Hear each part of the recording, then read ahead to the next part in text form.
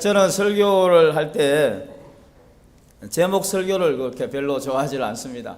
왜냐하면 제목 설교를 하면은 어떤 한 대상이 이제 표적이 돼야 되고 또 거기에 맞춰서 해야 되기 때문에 또 어떤 분이 뭐 시험에 들 수도 있고 또 목회자가 의도를 가지고 무엇을 한다는 생각 때문에 성도님들이 오해를 할 수가 있어요. 그래서 저는 대부분 제목 설교를 하지 않고 그냥 본문 설교를 합니다.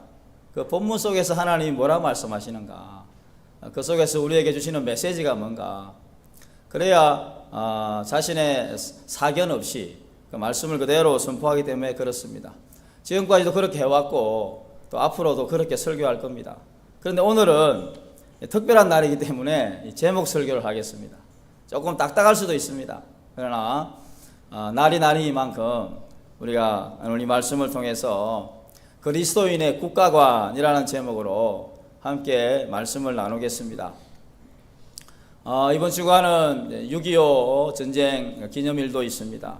그렇기 때문에 어느 때보다도 나라와 민족을 생각하는 그런 한 주간이 되기를 바랍니다. 여러분, 지금 우리 한국 사회는 어느 때보다도 좌와 우 그리고 보수와 진보로 나누어져서 이 갈등의 연속을 보이고 있습니다. 사회가 이렇게 어지럽다 보니까 교회도 보수와 진보로 나뉘어서 교회마저도 그렇게 양분된 현상들이 많이 나타나고 있습니다. 우리는 예수 그리스도의 말씀을 중심으로 그 균형 있는 신앙생활을 해야 되는데 어느 것이든 간에 한쪽으로 치우치는 것은 좋지 않습니다.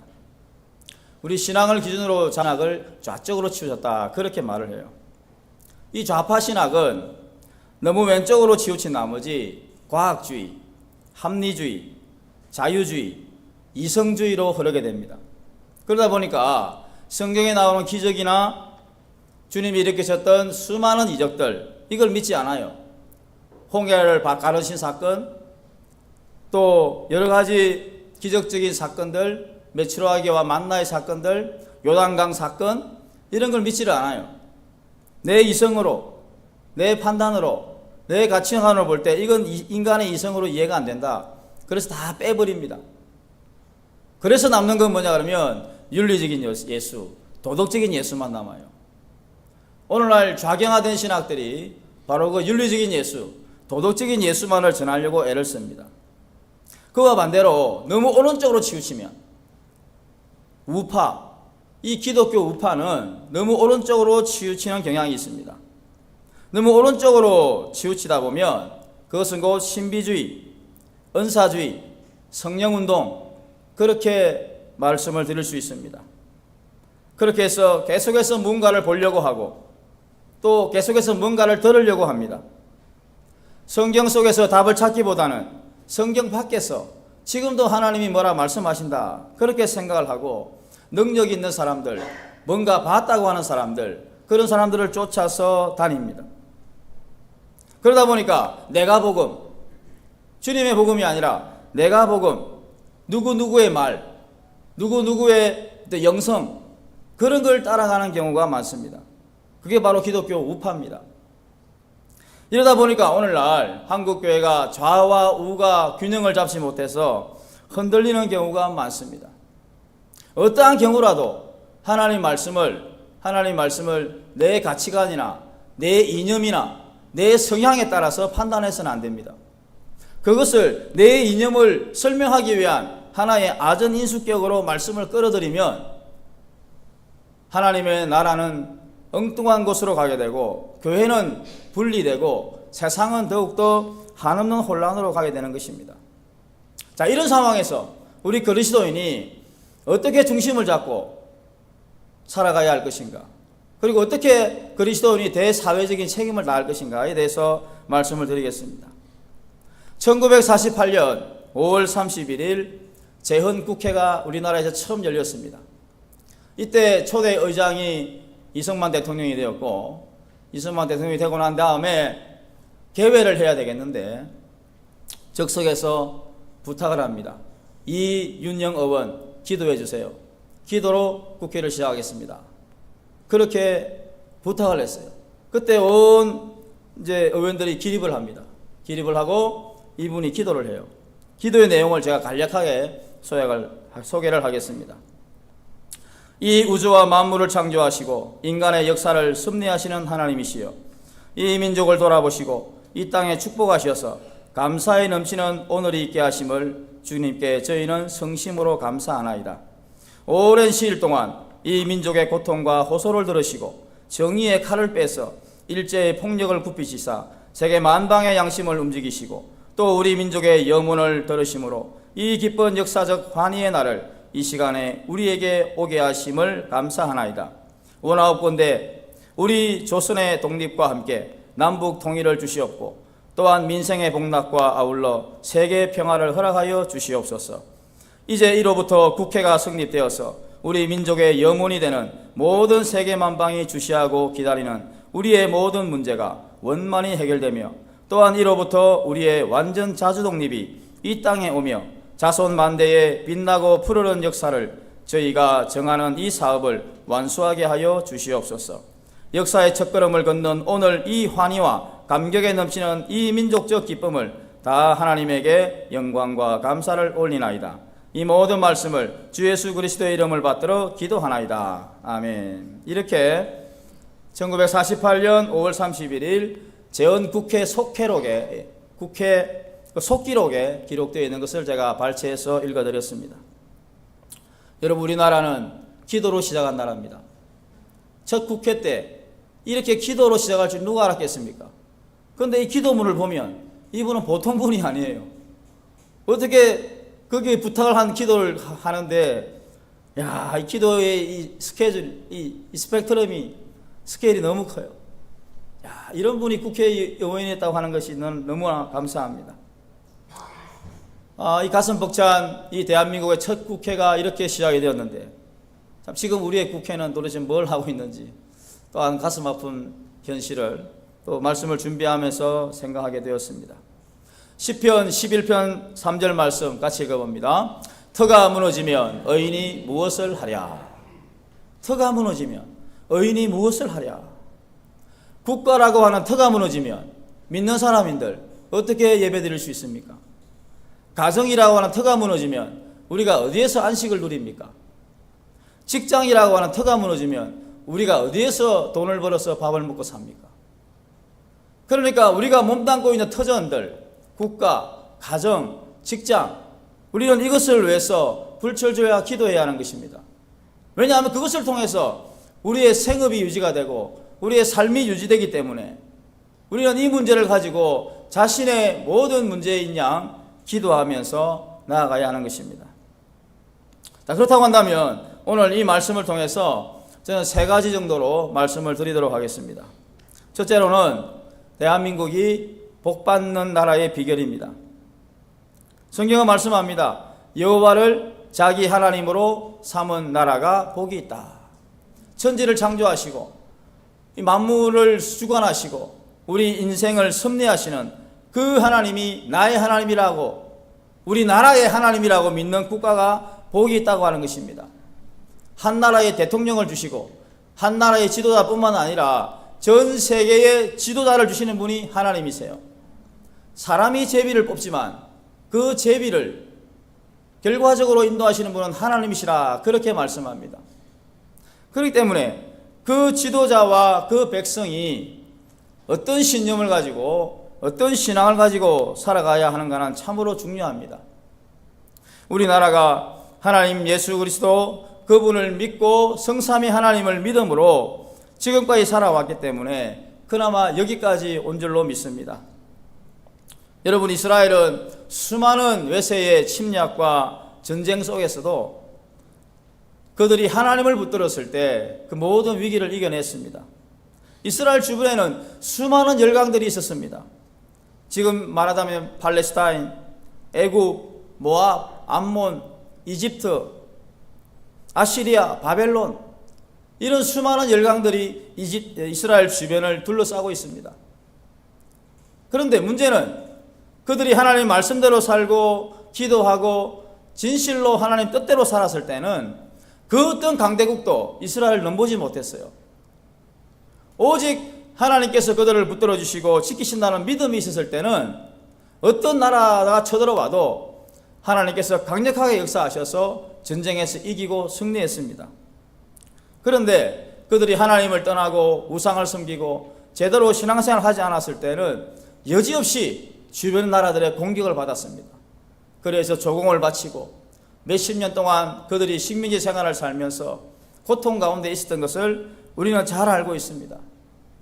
여러분, 지금 이스라엘이 또 이란과 전쟁을 하고 있습니다. 이스라엘에는 큰 무기가 하나 있습니다. 그 무기가 뭐냐면 아이언돔이라고 하는 것입니다. 아이언돔은 만약에 우리 예배당이 있으면 이 예배당을 돔 형식으로 이렇게 감싸서 모든 미사일 체계나 방공망이 뚫리지 않도록 대항 미사일을 쏘는 거예요. 만약에 이란이 수천 대의 미사일을 쏘았다. 그러면 이스라엘은 여기에서 수천 발의 미사일을 쏘아서 격추를 시킵니다. 그게 거의 90%의 명중률입니다. 한 10%가 남게 되죠. 나머지 10%만 해도 한 발만 떨어져도 엄청나게 많은 사람이 죽어요. 그런데 사람이 아무리 만든 그 아이언돔도 이처럼 허점이 있어요. 아무리 과학적인 시스템이라 하더라도 허점이 있단 말입니다. 그러나 하나님의 손은 허점이 없어요. 우리 하나님의 손은 강력한 아이언돔이 되어서 어떠한 공격도 이겨내는 놀라운 능력이 있는 겁니다. 그 하나님을 믿는 나라가 바로 이스라엘이고, 우리가 세계 여행을 하다 보면 거의 선진국들은 다 기독교 나라들입니다. 예외는 물론 있습니다. 일본 같은 것도 예외지만은 대부분이 선진국들은 예수 그리스도를 믿고 일찍이 복음을 받아들인 나라들입니다. 오늘 우리가 지금 이렇게 살아갈 수 있는 것도 140여 년 전에 선교사님들의 그 피 흘린 복음을 통해서 이 나라에 복음이 들어오고, 그 복음을 통하여 우리가 지금까지 은혜 가운데 살아가고 있습니다. 140여 년 전에 선교사들이 이 땅에 와서 복음을 전하고 자기 본국에 선교 보고를 합니다. 선교 보고를 하면서 이렇게 기록합니다. 이 나라 조선은 주색 잡기에 능하고 반상이 있어서 서로 계급이 나누어져 있고 여러 가지가 힘들고 어렵다는 것을 본국에 보고합니다. 그렇습니다. 그 당시 우리나라는 주색 잡기 좋아하고 반상 제도가 있어서 철저한 신분 사회였고, 이 사회 시스템이 발전하고 나아가기는 거의 불가능한 시스템으로 되어 있었습니다. 그때 선교사들의 복음을 통해서 이 땅에 복음이 들어오고 남녀 평등, 그리고 빈부격차, 여러 가지 반상 제도들이 거기에서 하나씩 무너진 겁니다. 어떤 교회에서 예배를 드리고 있는데 백정 출신들이 복음을 듣고 예배당으로 왔습니다. 이때 양반 출신의 성도들이, 아니 우리가 누군데 저 백정들과 어떻게 예배를 드릴 수 있냐, 그렇게 난리가 났었습니다. 그런데 그때 그 백정과 또 양반들이 주님 안에서 하나가 되는 놀라운 역사가 그 복음 안에서 일어났어요.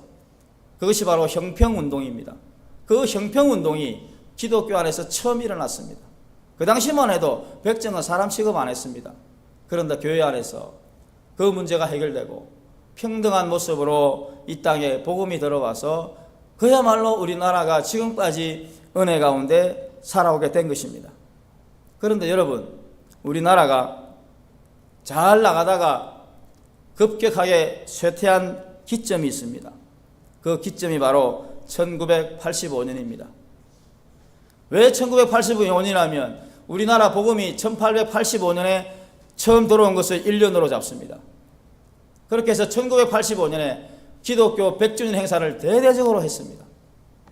온 나라가 기독교 100주년이라고 거창하게 행사를 했습니다. 샴페인을 터뜨렸습니다. 그 이후로 급격하게 기독교가 쇠퇴합니다. 선교 1주년, 이 한 세기, 선교 한 세기 만에 우리나라 대한민국의 기독교는 급격하게 쇠퇴하면서 마이너스 성장으로 떨어집니다. 그때부터 잘 나가던 우리 사회가 엄청나게 혼란과 어려움이 들어오게 됩니다. 다시 말씀드리면 대한민국이 하나님 말씀 안에서 겸손하게 살았을 때는 하나님이 복을 주셨지만, 우리가 샴페인을 터뜨리고 이만하면 됐다 라고 했을 때 우리나라는 어려움을 겪게 되었다고 하는 것입니다. 두 번째로 말씀을 드리겠습니다. 두 번째는 이 시대와 함께 걸어온 한국교회를 말씀을 드리겠습니다.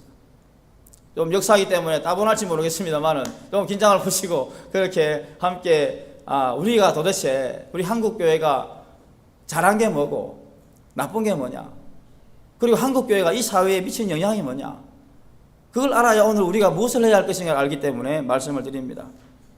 한국교회의 긍정적인 면입니다.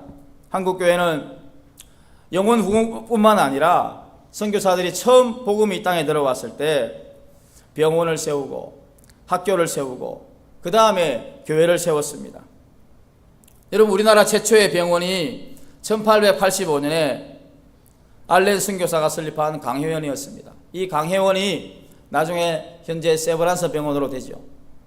그러니까 1885년에 알렌 선교사가 들어와서 먼저 병원을 세웠습니다. 그 다음에 1885년 같은 해에 배제학당이 세워집니다.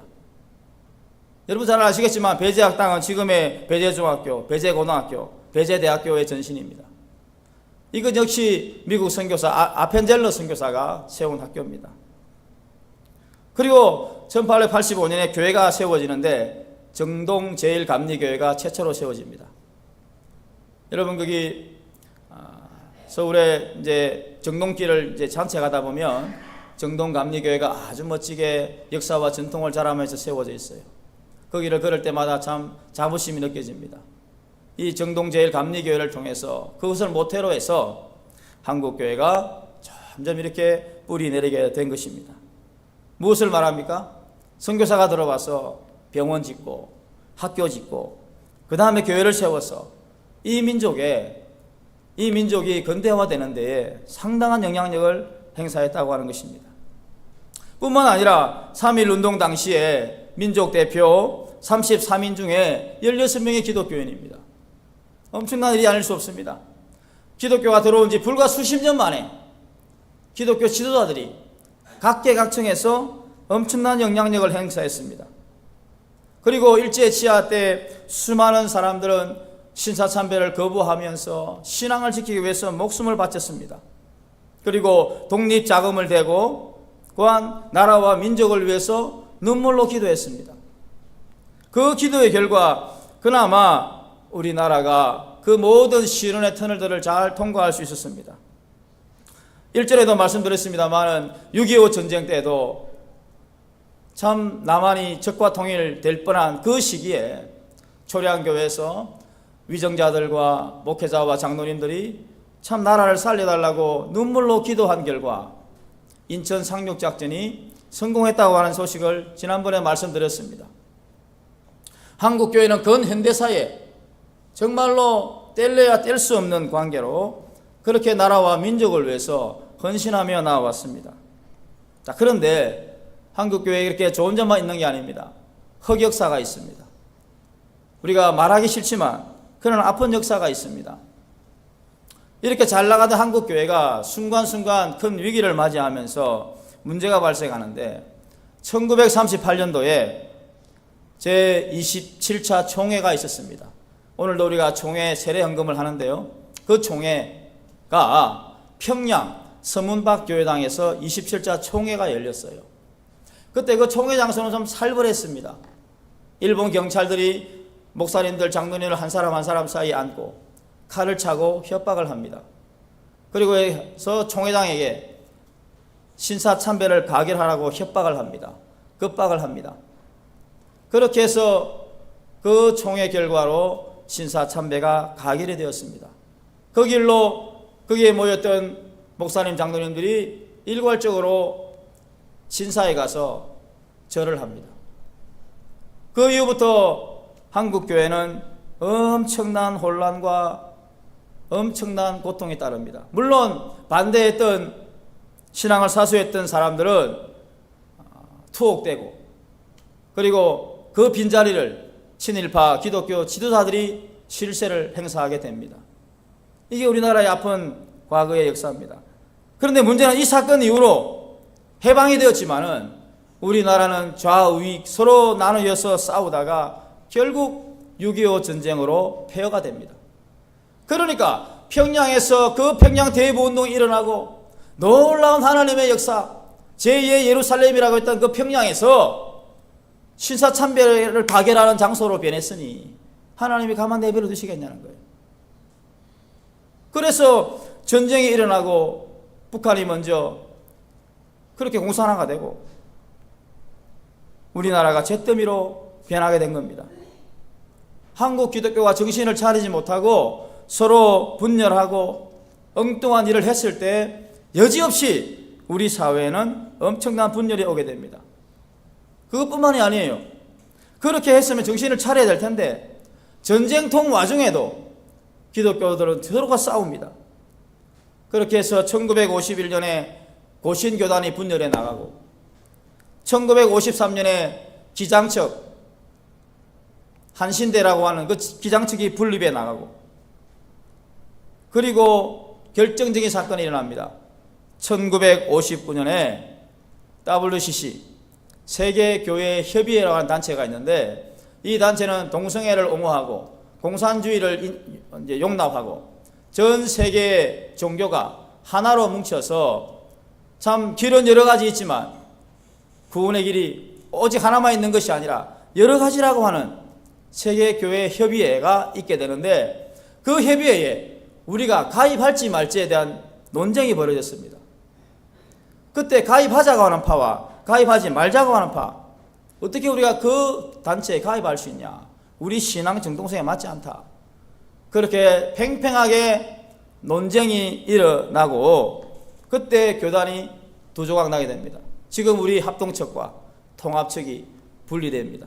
저 광다로에 있는 장신대학, 사당도에 있는 총신대학, 이게 양분이 딱 갈라지게 됩니다. 그때 엄청난 소용돌이가 한국 교회에 있었어요.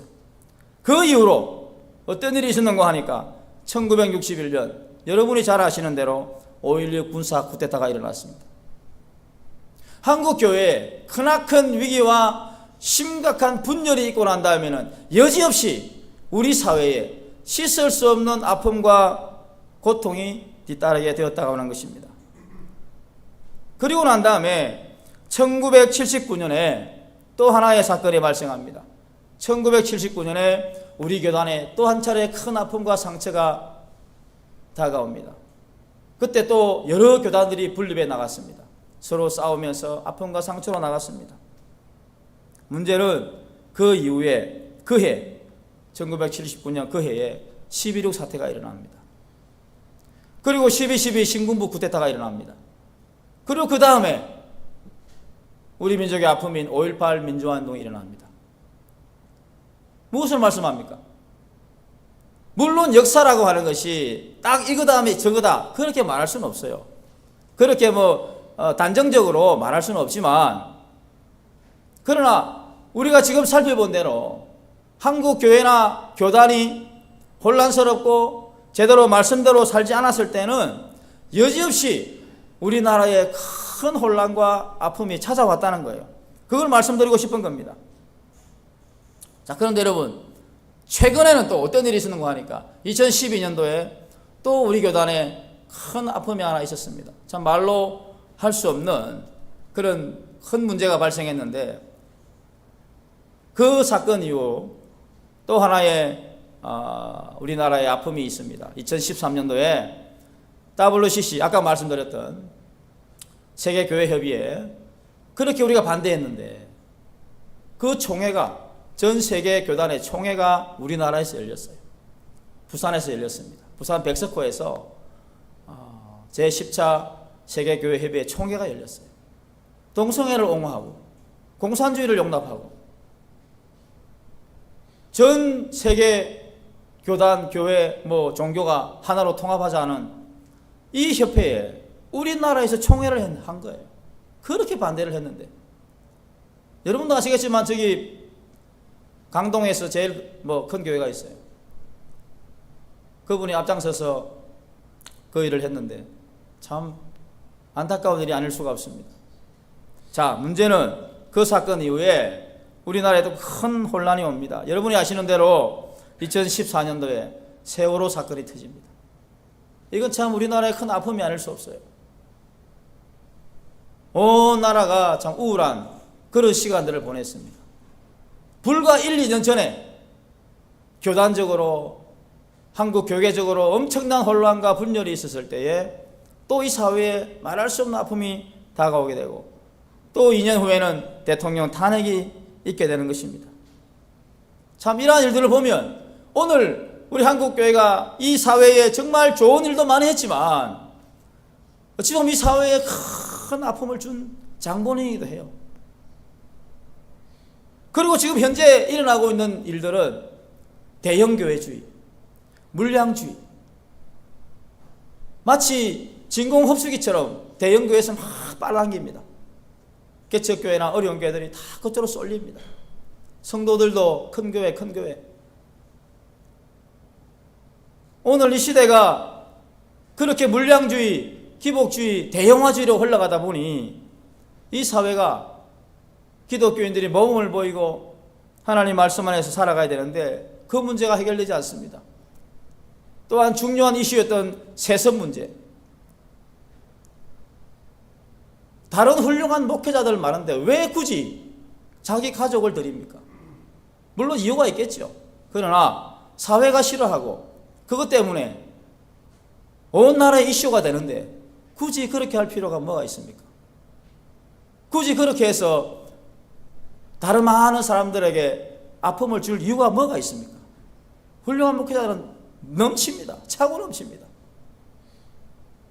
오늘 이 시대가 오히려 시대를 선도하고 소금과 빛으로서 역할을 해야 하는데 한국교회가 이만큼 아픔과 분열과 다툼을 지었다고 하는 것은 참 우리가 하나님 앞에서 통회자복해야 할 일인 것입니다.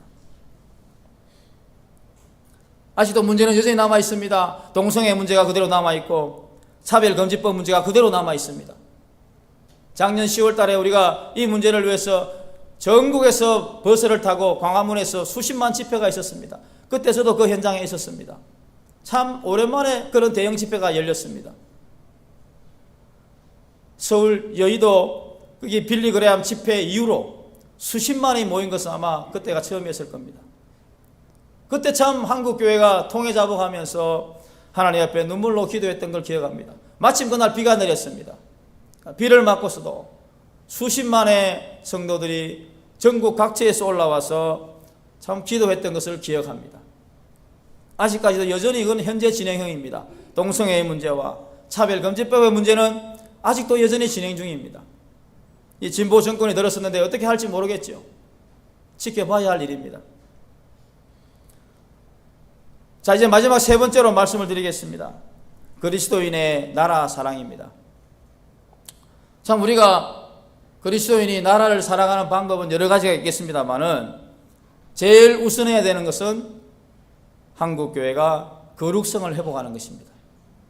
거룩성 회복이 우선입니다. 다른 그 무엇보다도 한국교회가 성결을 회복해야 합니다. 이 거룩성이 회복되지 않고서는 우리 사회의 분열과 혼란은 해결되지 않습니다. 이 거룩성을 해결하기 위해서는 바른 복음이 선포되어야 됩니다. 비뚤어진 복음, 불균형적인 복음, 치우친 복음, 편향된 복음. 오늘 한국교회가 이렇게 해서 편향된 자신의 이념과 생각으로 복음을 전하다 보니 진보파가 나오고 보수가 나오는 거예요. 어떤 경우라도 하나님 말씀은 바르게 선포해야 됩니다. 내 이념에 따라 선포되어서는 안 됩니다. 내 진영에 따라서 선포되어서는 안 됩니다. 내 사상에 따라서 하나님 말씀은 선포되어서는 안 됩니다. 어떤 경우라도 하나님 말씀은 정확하게 선포되어야 됩니다. 그 본문이 뭐라고 말씀하는지, 그 본문 속에서 하나님이 뭐라 말씀하시는지 그것만 선포해야 돼요. 내 사견은 어떤 경우라도 그 말씀에 들어가서는 안 됩니다. 혹시 이 가운데 제가 말씀을 전할 때 저 목사가 좀 치우쳤다. 왜 저러지? 조금 기우뚱한데 그렇게 생각되면 저한테 언제라도 말씀하십시오. 그래야 제가 바르게 설교할 수 있습니다. 목회자도 얼마든지요 치우친 설교합니다. 편향적인 설교합니다. 자기 이념에 맞도록 설교합니다. 성경을 해석해도 이념에 맞게 해석을 해요. 그렇지 않기 위해서는 성도들이 기도하는 마음으로 그렇게 함께 협력을 해줘야 됩니다. 언제라도 제가 치우친 설교를 하면 여러분은 저한테 지적을 해주셔야 돼요. 그래야 제가 바른 복음을 전할 수 있어요. 바른 복음을 전해야 여러분도 바르게 성장할 수 있고 여러분의 신앙도 균형 있게 성장할 수가 있어요.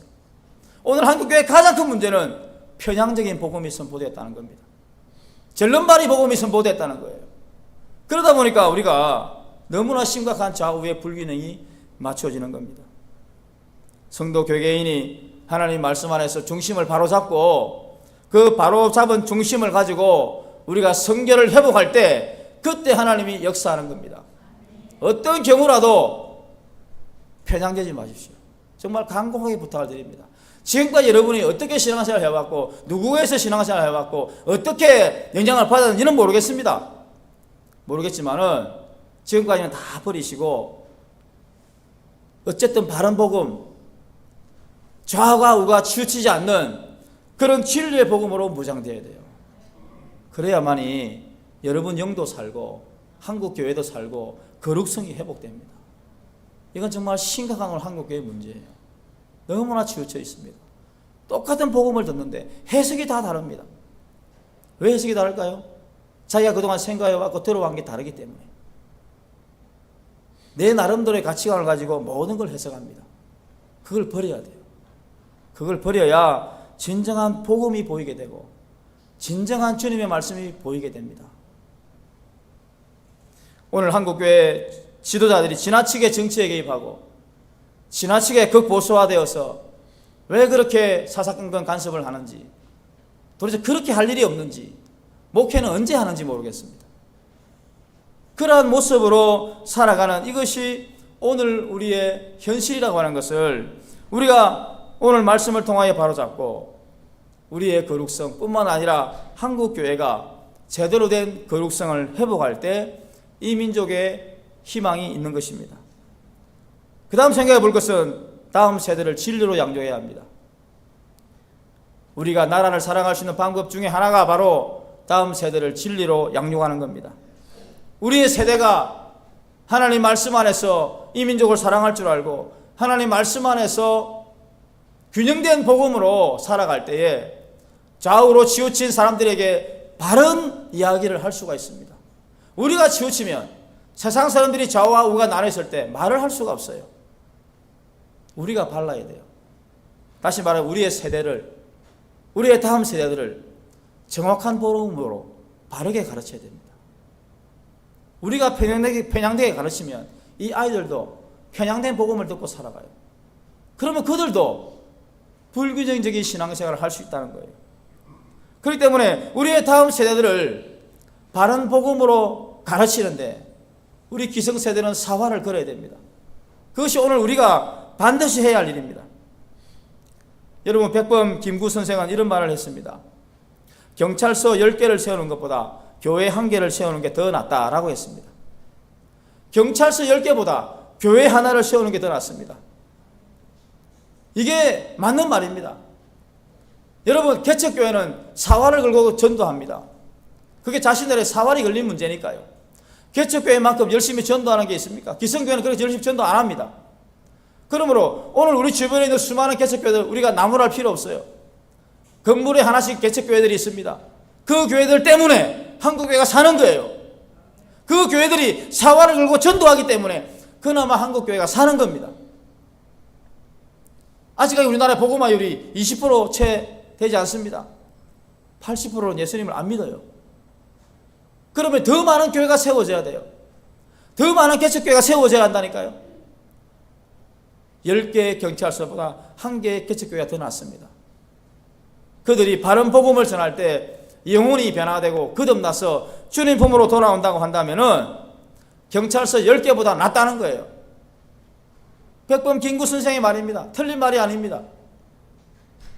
그렇다면 오늘 우리는 제대로 된 복음 앞에서 거룩성을 회복하고 우리의 다음 세대를 진리의 말씀 균형 있는 복음을 전해서 그들이 믿음과 정체성을 가지고 정직한 크리스찬으로 자랄 때에 이 시대에 영향력을 미칠 수가 있습니다.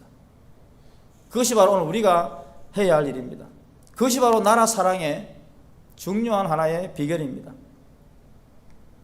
여러분, 제가 과거에 청년 시절에 배낭 하나 메고 30일이 넘도록 유럽 여행을 한 적이 있습니다. 그때 이제 마지막 일정이 프랑스였는데 그때가 1997년도였습니다. 1997년도 여름에 마지막 이제 프랑스 파리에 있으면서 이제 여행을 마치려고 하는데 한국에서 소식이 들립니다. 기아 자동차가 부도가 났다는 소식이 들렸습니다. 저는 깜짝 놀랐습니다. 아니, 기아 자동차가 왜 부도가 나? 그때 저는 나라가 곧 망하는 줄 알았어요. 그래서 하루라도 빨리 들어가야 되겠다. 뭐 이미 비행기 티켓이 있기 때문에 갈 수는 없고. 그때 제가 여행자 수표로 $200를 딱 훔쳐놨습니다. 그건 이제 향수 살려고 프랑스니까 뭘 좀 살려고 $200를 딱 훔쳐놓고 있었는데 그 말 딱 들으니까 $1도 쓰기 싫어요. 나도 모르는 애국심이 막 뿜뿜 일어나는 거죠. 정말 $1도 안 썼습니다. 그 $200 그대로 집으로 가지고 와서 환전했습니다. 그때는 정말 나라가 망하는 줄 알았어요. 이미 그때는 우리나라가 안 좋아진다고 하는 징조가 다 세계에 퍼져 있었는데 우리만 몰랐던 거죠. 그리고 얼마 안 있어서 IMF가 터졌습니다. 온 나라가 부도를 맞았습니다. 정말로 참 눈물 날 일이 아닐 수가 없습니다. 아까도 말씀드렸지만 그때가 이미 한국교회는 100주년으로 샴페인을 터뜨리고 쇠퇴기에 접어들었고 물량주의, 기복주의, 은사주의, 신비주의, 좌파는 또 과학주의, 합리주의, 이성주의 이렇게 심각하게 양분된 사회로 말미암아 그렇게 엉뚱한 짓을 하니 이 나라가 어떻게 제대로 흘러가겠습니까? 그러니 IMF와 같은 엄청난 어려움이 이 나라에 찾아오게 된 것입니다. 이제 말씀을 정리하도록 하겠습니다. 우리 그리스도인들이 이 나라와 이 민족을 사랑하는 방법은 여러 가지 있겠습니다만은 오늘 한국교회가 거룩성을 정말 회복해야 합니다. 제대로 된 복음을 선포해야 합니다. 그리고 성도들도 가감없이 진리의 복음을 제대로 듣고 그 복음 앞에 순종해야 합니다. 사람의 말이 아니고 어느 누구의 말이 아니고 어느 영향력 있는 사람의 말이 아니라 진리의 복음 그 자체를 가지고 순종하고 그것에 따르는 훈련이 필요합니다. 그동안 어떻게 배워왔고 어떻게 여러분이 알고 있는지는 모르겠습니다만 오늘 우리의 신앙이 분명 한쪽으로 치우쳐 있습니다. 좌로 치우쳤든지 우로 치우쳤든지 이 편향된 이 모습들을 우리가 바로잡는 일에 사활을 걸어야 돼요. 그래야 한국교회가 삽니다. 그래야 거룩성이 회복됩니다. 그래야 우리 미래 세대가 하나님 말씀 안에서 바로 설 수 있어요. 이것을 우리 기성세대가 정말 사활을 걸고 그 일을 해내야만 하는 것입니다. 이 마지막 결론 부분을 같이 읽고 마치도록 하겠습니다. 한국교회가 깨어서 거룩성을 회복하고 진리의 복음으로 무장하는 것이 나라 사랑의 첫걸음이다.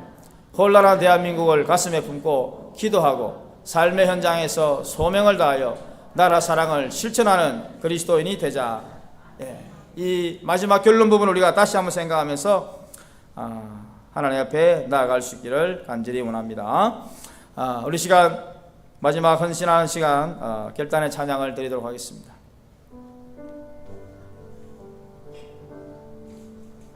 하나님 앞에 한번 기도합시다. 오늘 이 말씀을 기억하면서 주님, 내가 주님 말씀 앞에 순종하기를 원합니다.